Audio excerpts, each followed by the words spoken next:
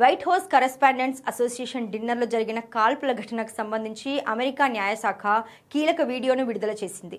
డిన్నర్లోకి నిందితుడు coal Thomas Allen చొరబడడానికి ప్రయత్నించిన దృశ్యాలు ఈ వీడియోలో ఉన్నాయి. సెక్యూరిటీ చెక్ పాయింట్లో నుంచి అతడు ఒక్కసారిగా దూసుకొచ్చి కాల్పులు జరపడం సీసీ కెమెరాలో స్పష్టంగా రికార్డ్ అయింది. విందుకు ఒకరోజు ముందే అలెన్ ఆ హోటల్ పరిసరాల్లో రెక్కి నిర్వహించినట్లు గుర్తించారు. తనిఖీ కేంద్రం వద్ద మెటల్ డిటెక్టర్లను తొలగిస్తున్న సమయంలో అలెన్ ఒక సీక్రెట్ సర్వీస్ ఏజెంట్ పై కాల్పులు జరిపి లోపలికి దూసుకెళ్లాడు.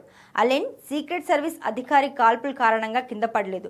తనిఖీ కేంద్రం వద్ద ఉన్న ఒక మెటల్ డిటెక్టర్ బాక్స్ ను ఢీకొని కింద పడిపోయాడు. ఏజెంట్ జరిపిన 5 రౌండ్ల కాల్పుల్లో ఏ ఒక్కటి కూడా అలెన్ కు తగలలేదని అధికారులు తెలిపారు.